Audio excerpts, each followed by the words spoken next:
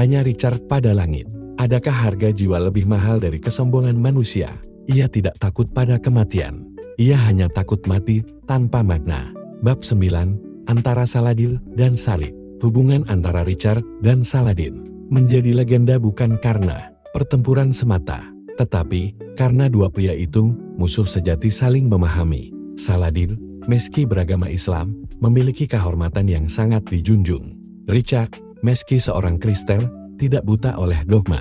Ada kisah yang sering dibisikkan oleh para pengawal di malam hari, tentang hadiah pedang dari Saladin kepada Richard, dan tawaran damai dari Richard untuk menikahkan adik perempuannya, Joan, dengan saudara Saladin, sebuah upaya gila menciptakan perdamaian antara dua dunia.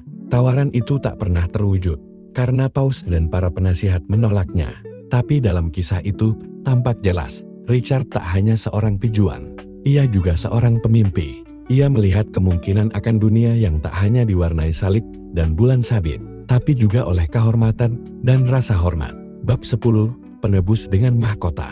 Penawanan Richard oleh Raja Leopold dan Kaisar Heinrich. Bukan hanya peristiwa politik, itu adalah penghinaan terhadap seorang ksatria Kristen yang baru saja kembali dari Tanah Suci. Tapi bagi Richard, penjara bukan tempat menyerah.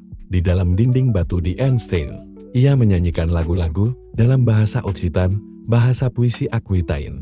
Seorang penyair dan sahabatnya, Blondel, dikisahkan menyusuri negeri menyanyikan lagu rahasia mereka. Hingga suatu hari suara Richard membalas dari balik jeruji. Apakah itu nyata atau legenda? Tak seorang pun tahu pasti. Tapi dunia percaya pada keajaiban. Karena seorang raja yang pantas akan selalu ditemukan. Ketika rakyat Inggris mendengar bahwa Richard dipenjara, mereka menangis dan mengumpulkan koin. Petani menjual tanah, biara menggadaikan kitab, wanita menjual perhiasan mereka. Begitu besar cinta mereka pada seorang raja yang jarang mereka lihat, namun hidup dalam imajinasi mereka sebagai pelindung iman.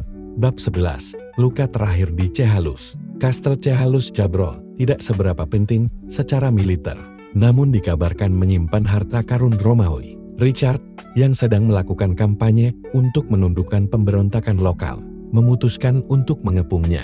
Satu anak panah, kecil dan tajam, ditembakkan oleh seorang pemuda bernama Pierre Basil. Panah itu menembus bahu Richard. Luka itu membusuk. Para tabib gagal menyelamatkannya. Richard tahu waktunya telah tiba.